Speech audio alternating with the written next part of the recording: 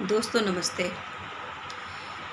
मैं नीतू खन्ना आपके सामने एक गंभीर विषय को लेकर आई हूँ।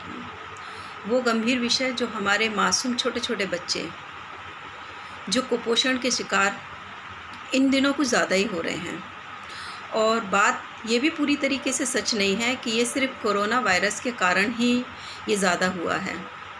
असल में तो 2016 जब नोटबंदी हुई थी तब बहुत करीब 2 करोड़ लोगों का रोज़गार उस समय ख़त्म हो गया था फैक्ट्री बंद होने के कारण, जिसके कारण जो मध्य वर्ग लोग हैं, जो निम्न वर्गीय लोग हैं, उनके ऊपर बहुत ज़्यादा इसका असर पड़ा। और इसका असर सबसे ज़्यादा महिलाओं के ऊपर पड़ता है, क्योंकि हमारी आर्थिक स्थिति जब खराब होती है, खाने पीने की समस्या जब उत्पन्न होती है, तो सबसे ज़्यादा महिला समझौता करती है, अपने लिए वो समझौता करती है।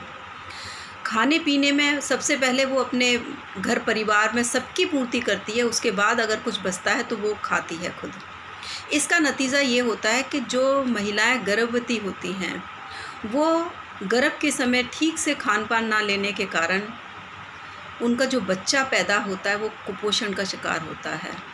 उसको बहुत ज़्यादा खून की कमी होती है, बहुत वेट कम होता है, जिसके कारण हमारे देश में पहले जो कुपोषण का कारण जो मौतें होती थी वो पहले 21% हुआ करती थी हर साल, लेकिन अब वो 31% बढ़ चुकी हैं। कोरोना वायरस जो आया, जिसमें लॉकडाउन हुआ, लॉकडाउन के कारण जो बहुत सारे लोगों की नौकरियां गई, प्रवासी उनको पलायन करना पड़ा, यहाँ से 2-2 हज़ार किलोमीटर तक पैदल चलना पड़ा। हम लोगों ने देखा है, हमें न्यूज़ से, अखबारों से, टीवी से ये खबरें, हमें दर्दनाक खबरें हमें बहुत मिल चुकी हैं जो हमने देखी हैं। और हमने ये तक देखा है कि सड़कों पर महिलाओं की डिलीवरी हुई है। कितनी खबरें और मिली हैं जो नवजात शिशु जो जन्म से लेकर 5 साल तक के बच्चों को हम नवजात शिशु की श्रेणी में रखते हैं, और वो संख्या अभी 31.7 हो गई है। ये सरकारी आंकड़े हैं बच्चों के मरने की। जो हमारा देश का भविष्य है बच्चे, वो बच्चे सिर्फ कुपोषण के कारण इतने बच्चों की मौत हो रही है। ये जो नोटबंदी के कारण से शुरू हुई थी, और अब जो लॉकडाउन लगाया गया, सरकार ने बिना सोचे समझे जो लॉकडाउन लगाया गया, कोई उनके लिए जिम्मेदारी सरकार की जो बनती है, सरकार की जिम्मेदारी बनती है कि कम से कम निम्न वर्ग के लोगों को राशन फ्री मुहैया कराए अगर उनके पास रोज़गार नहीं है। लेकिन सरकार ने कुछ नहीं किया, सिर्फ कागज़ों में सिर्फ बता दिया गया। कागज़ों में उन्होंने अनाउंसमेंट कर दी कि लोगों को खाना मिलेगा, लोगों को इतना इतना पैसा मिलेगा, हर महिलाओं को इतना कुछ मिलेगा। लेकिन मैं जिन महिलाओं को जानती हूँ, उनमें से किसी महिला ने ये नहीं बोला कि उनको जो सरकार ने बताया गया है उस तरीके से उनको सुविधा दी गई है। नाम के तौर पर 500 रुपये महीना अगर एक महिला को मिल रहा है, तो क्या 500 रुपये में वो गर्भवती महिला पौष्टिक आहार ले सकती है?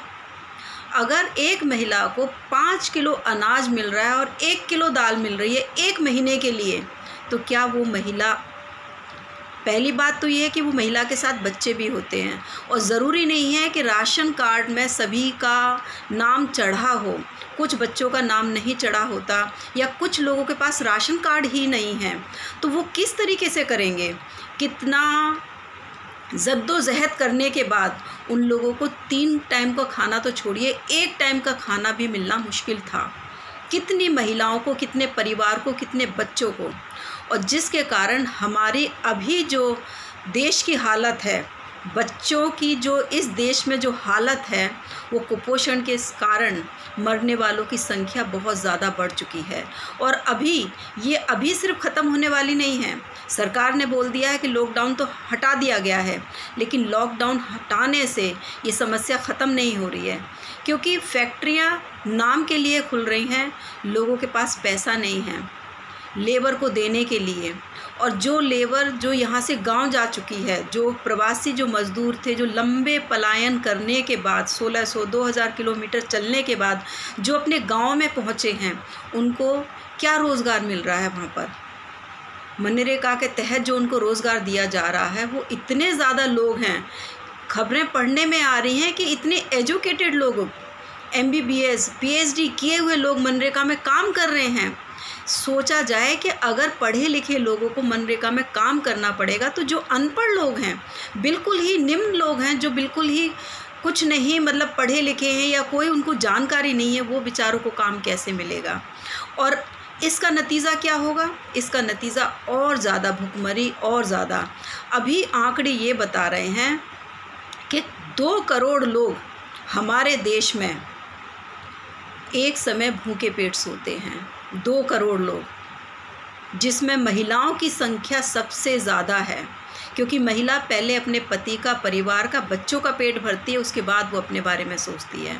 तो ये हमारे देश के कारण हालत हुई है, और ये हुई है सिर्फ सरकार की गैर जिम्मेदारी के कारण। सरकार सोच समझ के अगर लॉकडाउन लगाती, अगर वो नेताओं को नहीं खरीदती, अगर वो पैसा जो उसने कागज़ों में दिया था उसका फ़ायदा सिर्फ बड़े बड़े पूंजीपतियों ने उठाया है, उसका फ़ायदा जो आम इंसान को नहीं मिला है। अगर सरकार जिस तरीके से इलेक्शन के समय में सब लोगों के घरों में पर्चियाँ पहुंचाती है, उस तरीके से अगर राशन भी पहुंचाती, हमने देखा है छोटी छोटी जो कंट्रियां हैं उन्होंने घरों में राशन पहुंचाया है, ये न्यूज़ ने ही बताया है। तो क्या हमारी सरकार नहीं कर सकती थी इस काम को? लेकिन सरकार उस समय मास्क सिर्फ मुंह के ऊपर नहीं लगाया, उसने अपनी ज़ुबानों पर भी ताला लगा कर बैठी हुई थी।